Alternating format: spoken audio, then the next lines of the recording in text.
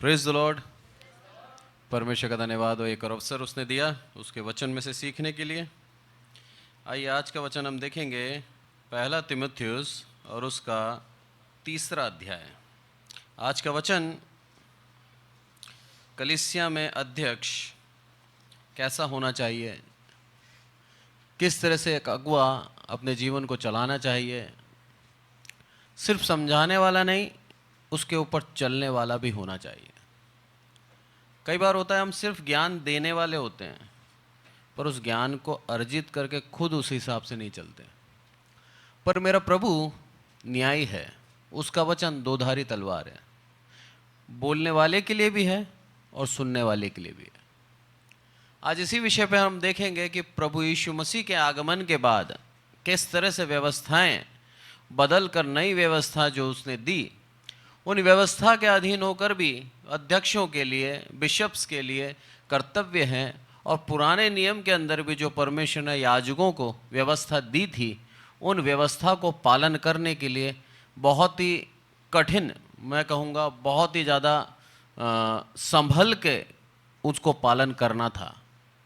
उसमें चूक हो जाती थी तो मेरा प्रभु ख़त्म कर देता था। पर आज ऐसा नहीं होता।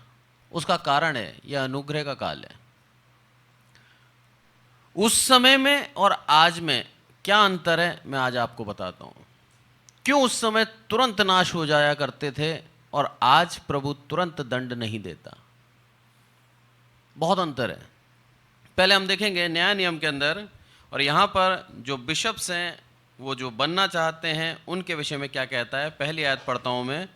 यह बात सत्य है कि जो अध्यक्ष होना चाहता है वह भले काम की इच्छा करता है। सबसे बड़ी बात, अगर आप परमेश्वर के कार्य करना चाहते हो तो बहुत अच्छी बात है। पौलुस उसको सराह रहा है। बोला आप अध्यक्ष बनना चाहते हो, बहुत बड़ी अच्छी बात है। आप परमेश्वर का काम करना चाहते हो, यह भी अच्छी बात है। पर उसके बाद टर्म्स एंड कंडीशन आ जाती है। हर एक के जीवन में ऐसा होना चाहिए। बोला वो नियम और जो मैंने नियम ठहराए हैं, विधियां ठहराई हैं, उन्हीं के आधार पर आपको जीवन चलाना चाहिए। आप अगवा बनना चाहते हैं, आप परमेश्वर का अध्यक्ष, परमेश्वर आपको अध्यक्ष चुनकर ठहराना चाहता है, तो आपके कुछ नियम बनते हैं, वो आपको करने पड़ेंगे। मेरे को दुख के साथ कहना पड़ रहा है, एक पास्टर मेरे पंजाब के, उन्होंने मेरे को कॉल किया और कॉल करके उन्होंने बात करी। बोला मैं एक इवेंजलिस्ट हूँ, वो मेरा यूट्यूब का संदेश सुनते हैं। बोला एक इवेंजलिस्ट हूँ सर, और मैं जगह जगह जाकर सुसमाचार सुनाता हूँ, पर मैं पेट भरने के लिए सिलाई का काम करता हूँ, मैं एक दर्जी हूँ। बोला मैं किसी पर आश्रित नहीं हूँ। मेरे उसके लिए मेरे दिल से एक सम्मान निकला कि सच में प्रभु की सेवका ये है। मेरे पिता ने भी ऐसे ही 50 साल सेवा करी। परमेश्वर ने 50 साल मेरे पिता को चुना और 50 साल तक विश्वास योग्य रखा। सबसे बड़ी बात, मेरे पिता में शक्ति थोड़ी थी, उस परमेश्वर में शक्ति थी कि उस परमेश्वर ने मेरे पिता को चुन के रखा और अंत दिन तक विश्वास योग्य रखा। पर मेरे पिता इस सुसमाचार पर आश्रित नहीं थे। वो भी अपनी जीविका के लिए, अपने बच्चों को पालने के लिए, हमें पालने के लिए उन्होंने क्या करा, टेलरिंग का काम करा, एक दर्जी का काम करा और जीवन भर मेहनत करी। ऐसा नहीं है कि उन्होंने एक रिटायरमेंट की उम्र में आकर छोड़ दिया होगा। जीवन भर मेहनत करी। जब शरीर ने साथ नहीं दिया, आखिरी के कुछ महीने जब वो बीमार रहने लगे, तब उनसे वो काम नहीं हो पाता था शारीरिक दुर्बलता के कारण, तब उन्होंने छोड़ा। वो स्वाभिमानी थे और आत्मनिर्भर थे। ये चीज हमें सीखने को मिलती है कि परमेश्वर के दास, परमेश्वर जब उसको चुनता है तो अंत तक उसका स्वाभिमान बनाए रखता है और आत्मनिर्भर बनाता है। वो हम किसी से हाथ फैला के ना मांगे, क्योंकि वचन कहता है किसी से मत मांगो, मेरे पास आओ।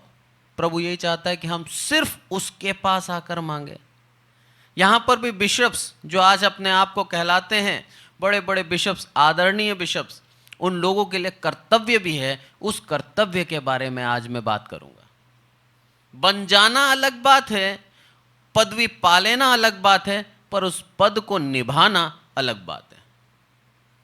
कई बार होता है हम जब तक कोई चीज़ हासिल नहीं करते, पूर्ण मेहनत करते रहते हैं, और जब वो हासिल हो जाती है तब हमारे जीवन से उसका महत्व खत्म हो जाता है।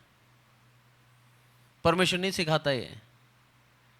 हम जब खुद की महिमा करने के लिए उस चीज को हासिल करेंगे, हमारे जीवन से उसका महत्व खत्म हो जाएगा। पर जब तक हमारे जीवन से उसकी महिमा हो रही है, आप बढ़ते जाओगे, आपके जीवन में आनंद बढ़ता जाएगा, आप कभी भी आप निराश नहीं होगे, और उसका महत्व आपके जीवन से खत्म नहीं होगा।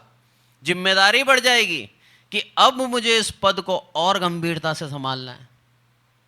सोचिए कितना ज्यादा एक न्यूज बन जाती है, एक बहुत बड़ा बदनामी की बात हो जाती है जब एक बिशप या फिर जब एक अध्यक्ष या कोई एक पास्टर पाप कर दे। तो एक आम इंसान पाप करता है तो न्यूज बनती है क्या? नहीं बनती। उस पद की गरिमा को हमें बनाए रखना है। प्रभु ने आपको चुना है और चुनकर उस पद पे बिठाया है, धन्यवाद दें उसका। और जब धन्यवाद देते हैं तो उस पद की गरिमा को भी बस संभालें। पौलुस बोलता है बहुत अच्छी बात है, बहुत ही अच्छा जो तुम सोचते हो, जो तुम चाहते हो, एक बिशप बनना, एक अध्यक्ष बनना कलीसिया का, बहुत अच्छी बात है, मैं सराहता हूं तुम्हें, पर उसके साथ कर्तव्य भी है। मैंने आपको पहले ही बताया था, मेरे पिता से जब मैंने बोला था 12वीं पास करने के बाद कि मैं एक पास्टर बनना चाहता हूं, मेरे पिता ने साफ मना कर दिया था। मेरे समझ में नहीं आया उस समय, मैंने क्यों मना करा। लोग तो कहते हैं अपने बच्चों को चर्चिस में दें, और मैं आगे होके जा रहा हूं, मेरे पिता मना कर रहे हैं। वो जानते थे अभी ये सिर्फ देख के जा रहा है, इसके दिल में अभी आया नहीं वो अगुवाई। ये देख रहा है बड़े बड़े पास्टर्स को, ये देख रहा है उनकी आर्थिक स्थिति को, ये देख रहा है उनके सम्मान को, ये सोच कर उनके जैसा बन जाऊं ये जाना चाहता है। प्रभु नहीं सिखाता हमें कि हम किसी के जैसे बने, प्रभु सिखाता है हम प्रभु यीशु मसीह जैसे बने। प्रभु यीशु मसीह जैसे बनना है हमें। किसी पास्टर को देख के उसकी एक्टिंग नहीं करनी है, उसका देखा देख नहीं करना है हमें। मेरे पिता ने मना कर दिया और एक ही चीज बोला, पहले खड़े हो अपने पांवों पे, स्वावलंबी बनो, अपने जीविका खुद अर्जित करना सीखो, उसके बाद सेवकाई करो। उस दिन समझ में नहीं आया था, आज समझ में आ गया। आज परमेश्वर की दया से छोटी सी एक नौकरी है, छोटी सी तनख्वाह है, पर मेरे घर को पाल सकती है, हम खाना खा सकते हैं। प्रभु का धन्यवाद है। किसी के सामने हाथ फैलाने की जरूरत नहीं है। ये आत्मनिर्भर किसने बनाया? मेरे प्रभु ने बनाया, ताकि वो विश्वास का जो वचन है मेरे मुंह से स्पष्टता से साफ साफ निकले। मिलावट वाला और लल्लो चप्पो की बातें मुंह से ना निकले। अगर मैं आश्रित होता आप लोगों पर, आपके पैसों से मेरा घर चलता, तो इस वचन में मिलावट हो जाती, 100% हो जाती। क्योंकि मैं आपको दुखी नहीं कर सकता, मैं आपको निराश नहीं कर सकता, मेरा स्वार्थ बना हुआ है आपसे। यही कारण से प्रभु ने आज तक आत्मनिर्भर रखा है। निस्वार्थ मन से वचन को सुना, सच्चे वचन को सुना, विश्वास करते हैं बढ़िया बात, नहीं करते तो गवाहूं में मेरे सामने सुनाया था तूने। पौलुस बोलता है तीमुथियुस को, भला तेरे को जो मैं आज्ञा दे रहा हूं उसका गवाह कौन है? परमेश्वर और प्रभु यीशु मसीह। उसके सामने मैंने तुझे आज्ञा दी है। जब एक प्रचारक प्रचार करता है तो वो अपनी शक्ति से नहीं करता, अपनी समझ बुद्धि से नहीं करता, परमेश्वर के आत्मा से करता है, यदि वो सच्चा प्रचारक है तो। और उसका गवाह कौन है? वो प्रभु यीशु मसीह। झूठ नहीं बोल सकते, साहब मैंने नहीं सुना था। प्रभु बोलेगा मैं खड़ा था वहां, मेरा आत्मा मौजूद था वहां, मेरे सामने बोला था उसने, तूने क्यों नहीं माना? तो हमें जो कर्तव्य दिया गया है उस कर्तव्य को निर्वहन करना है पूर्ण ईमानदारी के साथ। कोई स्वार्थ अगर बीच में आ गया तो आप कर्तव्य निर्वहन नहीं कर सकते। इसीलिए उस समय जो मेरे पिता ने समझाया था आज मुझे समझ में आता है, और मैं धन्यवाद देता हूं मेरे पिता की उस शिक्षा का जो उसने मुझे दी, क्योंकि वो शिक्षा उन्होंने नहीं, उसकी आत्मा के द्वारा प्रेरित होकर प्रभु यीशु मसीह ने दी थी। मेरा प्रभु यीशु पे किसी के ऊपर निर्भर था क्या? पौलुस किसी पे निर्भर था क्या? खुद तंबू सिलता था। ये बड़े बड़े दास कैसे बने? उसका कारण यही है, ये आत्मनिर्भर थे। इसीलिए जो बोलते थे सटीक बोलते थे। प्रभु यही चाहता है आज हर एक विश्वासी से और हर एक अगुवे से ऐसा ही जीवन जिए। उसके साथ कर्तव्य है, वो कर्तव्य पढ़ता हूं मैं आप लोगों के लिए। क्या बोलता है? यह आवश्यक है कि अध्यक्ष निर्दोष, सबसे पहली बात क्या है, वो निर्दोष और एक ही पत्नी का पति। सारा व्यभिचार खत्म कर दिया। अब ये नहीं कह सकते हम साहब पुराने नियम के अंदर तो 10-10 पत्नियां रखते थे, सुलेमान ने 1000 पत्नियां रखी, दाऊद राजा के 8 पत्नियों का तो जिक्र उसके बाद और भी अगर इतिहास पढ़ें तो हम क्यों नहीं रख सकते?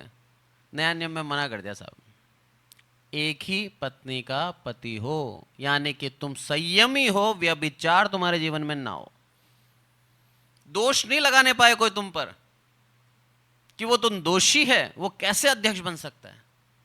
क्योंकि अब आप नहीं हो, आपके पीछे उस प्रभु यीशु मसीह की इमेज है जो आपके साथ चल रही है। आप दोषी पाए गए तो आप बदनाम नहीं हो गए, बदनाम प्रभु यीशु मसीह होगा कि कैसे दास हैं प्रभु के, दारू पीते हैं, गलत काम करते हैं, व्यभिचार करते हैं। बोला यही है प्रभु के दास? निंदा करेंगे, आपकी नहीं होगी, उस प्रभु यीशु मसीह की होगी। जैसा मैंने पहले ही बताया था आपको, एक कमेंट करके मेरे से पूछता है कि ईसाइयों के अंदर सबसे ज़्यादा तलाक होते हैं साहब और सबसे ज़्यादा दारू पीते हैं ईसाई हैं। मैं उसके उस कमेंट से नाराज नहीं हुआ, मेरे को दुख हुआ कि उसने किसी ना किसी ईसाई की गवाही देखी है, तब उसके दिमाग में ये इमेज बनी है ईसाइयों की। हमें कितना बड़ा कर्तव्य दिया है प्रभु ने कि हम उसके ऊपर विश्वास करें। यूहन्ना के अंदर साफ कहता है, सारे के सारे आते हैं प्रभु के पास और बोलते हैं कि हे प्रभु हम क्या काम करें? प्रभु क्या बोलता है? विश्वास करो। ये हमारा कर्तव्य है, काम दिया है हमें, हमें विश्वास करना है। कोई चॉइस नहीं है, कोई सुझाव नहीं है कि कर लेना अगर जरूरत पड़े तो, करना है। ये हर एक मसीह का काम है। बोला हमें विश्वास के साथ जीना है और विश्वास करना है हमें। आगे बोलता है वो कि तुम्हें क्या रहना है? संयम ही रहना है, सुशील, सभ्य, अतिथि सत्कार करने वाला। सभ्य होना चाहिए, तुम्हारा आचरण सभ्य होना चाहिए। अगर मैं पुराना जीवन देखूं मेरा, तो मैं ऐसा था, बात बाद में करता था, मारता पहले था। कॉलेज के अंदर यही जीवन था मेरा, लड़ाई करना अच्छा लगता था। एक परिस्थिति ऐसी भी आई कि हथियार भी उठाने की नौबत आ गई और हथियार भी उठा लिया, पर परमेश्वर की दया थी, हथियार चला नहीं पाए, उससे पहले ही पुलिस आ गई। पर क्या जीवन था मेरा! उन चीजों को जब मैं याद करता हूं तो आज एकदम उलट हो चुका है। आज वो गुस्सा, वो क्रोध मेरे प्रभु ने खत्म कर दिया है। कारण क्या है? आज पूर्ण रूप से आशा मेरे प्रभु के ऊपर है। उस समय सोचता था मैं बदला लूंगा, मैं ही हूं बदला लेने वाला। आज मुझे पूर्ण विश्वास है कि मैं कुछ भी नहीं करूंगा ना, मेरा प्रभु न्याय करेगा। आज मुझे इच्छा ही नहीं है। बहुत से उल्टे सीधे कमेंट आते हैं तो मेरे को हंसी आती है कि आज भी अज्ञानता के साथ जीवन जी रहे हैं। प्रार्थना करता हूं, हे प्रभु इनकी भी आंखें खोल दे, ये भी समझे तेरे उस प्रेम को, ये भी समझे और ये भी मेरी तरह अपने मन को बदल कर तेरे पीछे चलने लगे। मसीह परिवार में पैदा होने के बावजूद भी प्रभु से इतना संगति में मैं नहीं था, सच्चाई से बता रहा हूं मैं, जितना आज हूं। और ये संगति क्यों बढ़ी? क्योंकि मेरे पिता ने, परमेश्वर ने मुझे चुन लिया। वो चुनता है, आप इच्छा रखें, आप उससे मांगे, उससे मांगे कि हे प्रभु तू मेरे पर दया कर, वो करेगा, 100% करेगा। उसने दया ही तो करी है अपने आप को बलिदान करके, वो क्यों हमें छोड़ेगा? वो नहीं छोड़ना चाहता, वो हमसे पे दया करता है और हमें प्यार करना चाहता है। पर उसके साथ कुछ कंडीशंस हैं। अगर आप पास्टर बनना चाहते हैं, अध्यक्ष बनना चाहते हैं, आप कलीसिया चलाना चाहते हैं, तो सबसे पहले आप एक पत्नी के पति हो, निर्दोष हो, संयमी हो, सभ्य हो, आपके मुंह से कुछ गलत ना निकले, अतिथि सत्कार करने वाले हो। कोई आपके घर पे आया तो आप चिढ़ो ना, क्या कहाँ आ गया यार, खुशी होनी चाहिए मेरे घर पर आया, बैठिए, आइए, आपको मैं क्या दूं? पूछें आप उनसे। क्यों? क्योंकि अब्राहम के एक उदाहरण से हम देखते हैं। अब्राहम ने देखा 3 व्यक्ति आ रहे थे उसके पास, भागा भागा गया, उनको बिठाया पेड़ के छांव के तले, और क्या बोलता है, 2 मिनट दो मुझे, मैं खाना बना के लाता हूं। वो जानता था क्या उनको?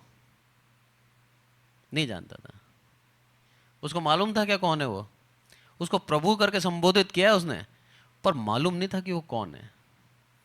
पर पला पलाया बछड़ा काट के फटाफट उसने रोटियां बनाई, अच्छे से अच्छा खाना दिया, दूध दिया, सब कुछ दिया, और उनको तृप्त किया। बोला तुम तुम्हारे जी को ठंडा कर लो, तुम यात्रा से आए हो। और बाद में क्या बोलता है, वो परमेश्वर थे। हमें नहीं मालूम जो हमारे घर में आ रहा है वो कौन है। अरे प्रभु का आत्मा लेके आ रहा है, उसका सत्कार करो, मेरा प्रभु खुश होगा। पर आज हम चिढ़ जाते हैं, अरे कहाँ आ गया, 100 रुपए की एक माजा पी जाएगा, 10 रुपए का बिस्किट तो खा के ही जाएगा। हाँ, खर्चा कराएगा। उसने सोचा था खर्चे की, इसीलिए उसको आशीष देके गया, खुश कर दिया उसने। और क्या बोलता है, अगले साल वसंत में तेरे गोद में लड़का खेलेगा। तैयार रहें अतिथि सत्कार के लिए, आशीष आपके जीवन में आएगी। मेरे प्रभु को प्रसन्न करने के लिए तैयार रहें, आशीष के भागी होंगे आप, 100% होंगे आप। अगर वो नहीं खिलाता तो वो आशीर्वाद मिलता उसको। बहुत बड़ी सीख है इस चीज के अंदर। हमें आशीर्वाद चाहिए, हमें आशीष चाहिए, पर हमारे जीवन से हम प्रभु को प्रसन्न करने की कोई प्रयास नहीं कर रहे हैं, तो आपके जीवन में आशीष नहीं आएगी। प्रभु तो देना चाहता है, पर आप लेना नहीं चाह रहे। दुर्भाग्य है ये। आगे जब हम पढ़ते हैं उसके अंदर क्या लिखा है कि सिखाने में निपुण हो, पियक्कड़ और मारपीट करने वाला ना हो, वरन कोमल हो, झगड़ालू ना, झगड़ालू और ना धन का लोभी हो। सबसे बड़ी बात, धन का लोभी ना हो। अगर लालच है तो मिलावट कर देगा, लालच है तो बिगाड़ देगा। क्योंकि प्रभु ने देखा है, इसीलिए सलाह दी है। इस्राएलियों को बिगाड़ दिया था उनके लालच के कारण। लिखा है, अच्छे चरवाहा नहीं थे, चरवाहों की घटी के कारण मेरी भेड़ों की यह दुर्दशा हुई है। इसीलिए चरवाहों का शुद्ध होना बहुत जरूरी है। कल ही मेरे पास एक फोन आया, मैं आपको बताता हूं, आप भी हंसेंगे। मेरे को पर बड़ा दुख भी हुआ कि ऐसे लोग अपनी आर्थिक लाभ के लिए कुछ भी कह देते हैं। गुजरात से फोन आया मेरे पास, और वे व्यक्ति बहुत ही ज़्यादा दुखी हैं। प्रार्थना करना, जयंतीलाल नाम है उनका। बहुत ही दुखी हैं, विश्वास में है पिछले 8 साल से, पर निराश हैं। रिटायरमेंट की उम्र हो चुकी है, रिटायर हो चुके हैं, मतलब काम नहीं करते हैं वो। 4 साल से, पिछले 4 साल से वो गोलियों पे जिंदा हैं, और जीवन में बहुत निराशा ने उनको घेर रखा है। 5-5 घंटे बाइबल भी पढ़ते हैं, पर उनसे बात करने वाला कोई इंसान नहीं है। हम सोशल हैं, हम सामाजिक हैं, हमें बात करने वाला चाहिए। वो अपने भाव प्रकट नहीं कर सकते किसी पे, और जिससे भाव प्रकट करते हैं वो उसको गलत जवाब देता है। ऐसे दुख के लोगों को, दुखी लोगों को, कुचले हुए लोगों को भी नहीं छोड़ते लोग बाग। मुझे बड़ा दुख हुआ। उस व्यक्ति को फ़ोन करके बोलता है, एक व्यक्ति, वो ऑनलाइन वीडियो वगैरह देखते हैं, मेरा भी ऑनलाइन वीडियो देखते हैं वो। उस व्यक्ति को फ़ोन करके उन्होंने या तो फ़ोन करा या फिर उन्होंने फ़ोन किया। क्या बोलता है, बोला मेरे पास एक ब्रेसलेट है, आप खरीद लें, इतने हजार का है, उससे आपके साथ आपका स्वर्गदूत हमेशा आपके साथ रहेगा। मेरे को उन्होंने फ़ोन किया, बोला सर ऐसी ऐसी बात है, और ये चर्च वालों ने मेरे को फ़ोन किया है। अब वो चर्च है या फिर चर्च के नाम से झूठ बोल के फ़ोन करा है, मुझे सच्चाई नहीं मालूम, क्योंकि कई बार चर्च के नाम से झूठ भी बोलते हैं। बोला उस व्यक्ति ने फ़ोन करके मेरे को बोला, और बोला कि ये ब्रेसलेट आप खरीद लो, इससे आपका स्वर्गदूत आपके साथ हमेशा बना रहेगा। मैं सोच में पड़ गया। मुझे बड़ा दुख हुआ कि प्रभु के नाम से तुम झूठ बोल के पैसा कमा रहे हो। कितने कमा लोगे? 5,000, 10,000? अरे 50,000 में बेच देगा तू, इससे ज्यादा तो नहीं बेच पाएगा। और वो 50,000 तेरे कब तक चलेंगे? उस 50,000 की बुराई की कमाई लेकर अगर तेरा बच्चा मर जाए, तेरा बच्चा अपंग हो जाए, तेरे बच्चे के अगर कोई चोट लग जाए, तो 50,000 तुझे चाहिए या तेरा बच्चा चाहिए? ये भूल जाता है इंसान, लोभी हो जाता है, आंख बंद हो जाती है, पैसा ही दिख रहा है। और बाद में जब बच्चे पे बीतती है तब याद आते हैं अपने पाप। मैंने एक ही बात बोली, मैंने कहा प्रभु का आत्मा आपके साथ सदैव है, और हर एक व्यक्ति को जो प्रभु का दास है या प्रभु का सेवक है या प्रभु का विश्वासी है, हर एक विश्वासी के लिए मेरे परमेश्वर ने एक स्वर्गदूत दे रखा है। ऐसे ही कोई ब्रेसलेट पहनने की जरूरत नहीं है, सबका स्वर्गदूत है, दिया है प्रभु ने। भला आप उलझो मत, प्रार्थना करो और आराधना करो, उसी में शक्ति है बस। भला इसीलिए भाई मैंने आपसे पूछा, गरीब व्यक्ति है, कोई पैसा नहीं है उसके पास, कैसे लेके आता, कहां से उधार लाता, वो तो वही जानता है। पर ऐसे दुख के अंदर यदि हम उसको सहारा देते हैं गलत चीजों का, वो क्यों नहीं करेगा? क्योंकि वो तो निजात पाना चाहता है। ऐसे लोगों को भी नहीं छोड़ते। बड़ा दुख होता है मेरे को। ये उन्हीं अध्यक्षों के लिए लिखा है, बोला लोभी ना हो तुम, पर आज लोभी हैं। मैंने बताया था ना आपको, पंजाब का एक व्यक्ति जो फोन करके मेरे से बोलता है, वो व्यक्ति ने ये भी बोला आज पंजाब की ये स्थिति है कि कई पास्टर ऐसे हैं, कई पास्टर जिनको पास्टर कहना सच्ची अच्छी बात नहीं है। दुख है ये, बहुत बड़ा दुख। बोला धन के लोभी हो चुके हैं, एक एक प्रार्थना कराने के 25,000 50,000 लेते हैं। 25,000 50,000 रुपए प्रार्थना के, किस हिसाब से तुम बोल सकते हो? 1% डर नहीं है तुम्हें? अरे उस आत्मा से डरो जो आत्मा सदैव इसके हमारे साथ रहता है, पर डर नहीं है। प्रभु बोलता है वैसे ही जिए जैसा दिया है मैंने, लालची और लोभी मत बनो, खत्म कर दूंगा। एक पुराने उदाहरण से देखते हैं हम परमेश्वर का क्रोध को, कि परमेश्वर का क्रोध कैसा है और हम उसको कितना हल्के में लेते हैं। लेवी व्यवस्था निकालें और उसका 10वां अध्याय और 1 से लेके 3 आयत में पढ़ता हूं। तब लिखा है, तब नाबाद और अबीहू नामक हारून के 2 पुत्र ने अपना अपना धूपदान लिया और उसमें आग भरी और उसमें धूप डालकर उस ऊपरी आग को, जिसकी आज्ञा यहोवा ने नहीं दी थी, यहोवा के सम्मुख अर्पित किया।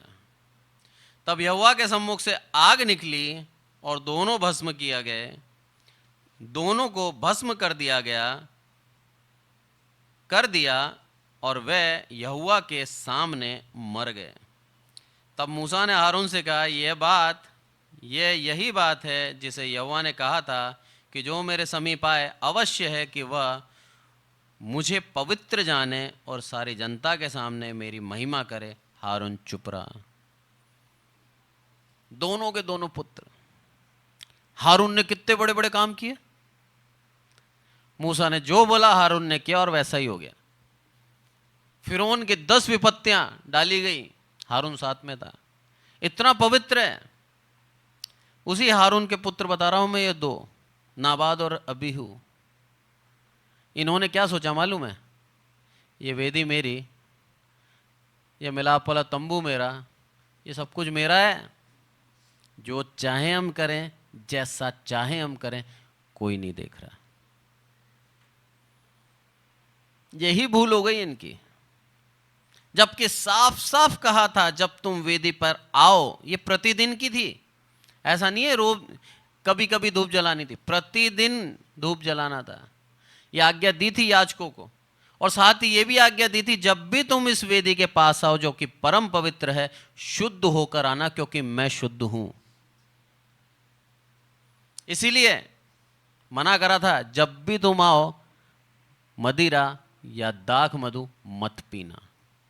इसी का यदि हम 8वीं आयत पढ़ते हैं तो इसके अंदर लिखा है, फिर यहोवा ने हारून से कहा, जब जब तू या तेरे पुत्र मिलाप वाले तंबू में आए, तब तब तुम में से कोई ना तो दाख मधु पिए हो और ना किसी प्रकार का मद, कहीं ऐसा ना हो कि तुम मर जाओ, क्यों तुम्हारी पीढ़ी पीढ़ी में यह विधि प्रचलित रहे।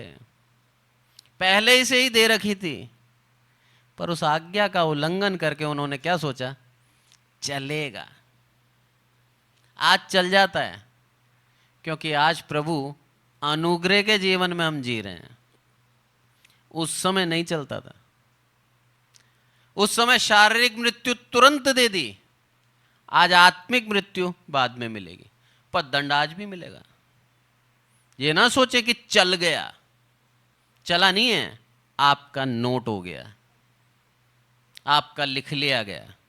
उन सब का न्याय अंत में होगा। इसीलिए पवित्रता बहुत जरूरी है, बहुत जरूरी। बिना पवित्रता, बिना निर्दोष हुए हम मेरे प्रभु परमेश्वर के सामने नहीं आ सकते, बिल्कुल नहीं आ सकते। इसलिए बहुत संभल कर अपने जीवन को जिएं। यदि नशा करते हैं तो छोड़ दें, क्योंकि नशा हम पी रहे हैं, और इसी पवित्र आत्मा के साथ यदि हम नशा करते हैं, मेरा प्रभु लिख रहा है, इसने मेरी आत्मा को बुझाया है, इसने मेरी आत्मा को शोकित किया है। मर नहीं रहे आप, वो बात अलग है, पर छोड़ेगा भी नहीं। कठोर है पर सत्य है। इसलिए बहुत सोच समझ कर अपने जीवन को जिए, बहुत सोच समझ कर, क्योंकि परमेश्वर न्यायी है और कल, आज और युगान युग एक सा है। वो बदलेगा नहीं कभी, वैसा ही रहेगा। उसका क्रोध वैसा ही आज भी है, पर अनुग्रह के कारण उसका क्रोध वो ठंडा कर लेता है और बोलता है, मैं धीरजवंत हूं और विलंब से क्रोध करने वाला हूं। देर कर रहा हूं मैं क्रोध करने में। इसको हल्की बात मत लेना। इसको यह मत सोचना कि तुम्हारी मर्जी पड़े, मैं करता जाऊं और चलेगा। चलता नहीं है प्रभु की डिक्शनरी में। प्रभु की डिक्शनरी में आओ या जाओ, बीच में कुछ भी नहीं है। पौलुस बोलता है ना साफ साफ, या तो ठंडे रहो या गर्म। गुनगुना क्या होता है? हम ठंडे थे जब तक मसीह में नहीं थे, हम होए गर्म, आ गए मसीह में। अब मसीह में आए हुए 5 साल हो गए, हम गुनगुने हो गए। ये नहीं चाहता प्रभु। वो ज्वाला जो दी है पवित्र आत्मा की, वो जलती रहनी चाहिए। अपने जीवन को प्रतिदिन जांचें और ध्यान रखें कि यदि उसके अंदर कोई आवश्यकता है बदलने की, बदल दें। क्योंकि प्रभु आज अवसर दे रहा है, आगे नहीं देगा। आज तो दे रहा है वो। अरे नाबाद और अबीहू को अवसर दिया क्या? सोचो आप। वो लेके चढ़े और आग गिरी और मर गए। 1% अवसर नहीं दिया। क्यों? अरे परमेश्वर वहां विद्यमान था। परमेश्वर ने उसको मारना नहीं चाहता था, पर परमेश्वर की प्रकृति है कि वो इतना पवित्र है, वो अशुद्धता के सामने, अशुद्धता उसके सामने खड़ी नहीं रह सकती। उसकी प्रकृति है, वो जल के खत्म हो जाएगी। जैसे होता है ना, एक आग है या रोशनी है, अगर पतंगा उसके पास जाएगा तो मरेगा, निश्चित है। वो आग की नेचर है, वो गर्म है, वो जैसे ही रहेगा। ऐसे मेरे परमेश्वर का नेचर है, वो परम पवित्र। अशुद्धता उसके पास जाएगी तो नष्ट होगी होगी, 100% है। ये अशुद्ध हो गए उसके पास गए थे, इसीलिए मर गए। इसीलिए चेतावनी दी थी, कभी भी कोई मद और कोई दाखरस पी के मत आना, नहीं तो मैं अपने आप को नहीं रोक पाऊंगा। और आज हम बिना डरे, बिना किसी खौफ के जी रहे हैं, पी रहे हैं और सोचते हैं कुछ भी नहीं हो रहा। क्यों नहीं हो रहा? क्योंकि परमेश्वर ने हमें छोड़ रखा है। पर न्याय होगा। आपने बपतिस्मा लिया है, वो पवित्र आत्मा आपको दी गई है, और उसके बाद आप उस पवित्र आत्मा को शोकित कर रहे हो। प्रभु छोड़ेगा आपको? नहीं छोड़ेगा। आगे जब हम पढ़ते हैं इसी के अंदर, दोबारा तीमुथियुस में आए, यहां पर लिखा है 8वीं आयत, वैसे ही सेवकों को भी गंभीर होना चाहिए, दोरंगी पियक्कड़, नीच कमाई के लोभी ना हो। नीच कमाई के लोभी सेवक के लिए बोला गया है। पहले तो अध्यक्ष, उसके बाद सेवक। जो अध्यक्ष के सेवक हैं वो नीच कमाई के लोभी ना हो। ये नीच कमाई का लोभी हुआ था गेहजी, अगर आपको याद हो तो। अध्यक्ष ने मना कर दिया, एलीशा ने मना कर दिया, बोला मुझे नहीं चाहिए। उसने देखा और देख के भागा, बोला चांदी तो ले ही लूं, 2 जोड़ी कपड़े तो ले ही लूं। और जैसे ही वो नीच कमाई का लोभी हुआ, जो कोड़ उसका था वो उसको आ गया। और न केवल उसको, उसकी पीढ़ी में बना रहा। कितना ज्यादा सोच समझ के हमें जीवन चलाना है। हमारे अधर्म हमारे बच्चों तक जाएंगे। लिखा है साफ साफ कि तुम्हारे परपोतों तक भुगतेंगे वो। तो हमें कितना ज्यादा सोच समझ कर अपने जीवन को चलाना है कि मेरा प्रभु मेरे जीवन को शुद्ध कर दे। और आज हम खुद माफी मांग लें अपने अधर्मों की, ताकि हमारे बच्चे तो बच जाएं।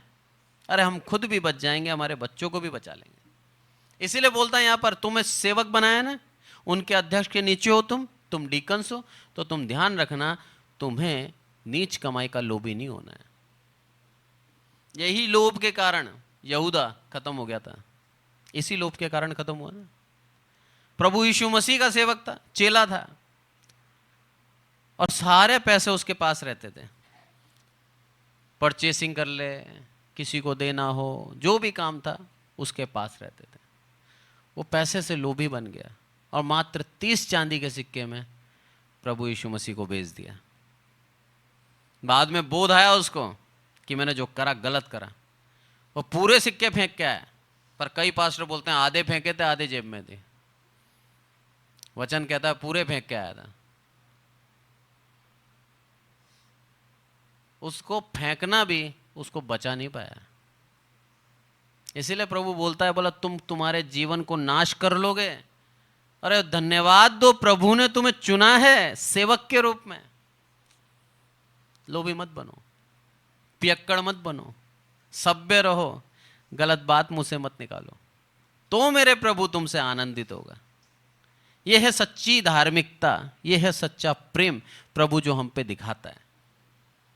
आज का वचन हमें यही सिखाता है कि हम परमेश्वर के नियमों को पूर्ण ईमानदारी से निभाएं, पूर्ण ईमानदारी से।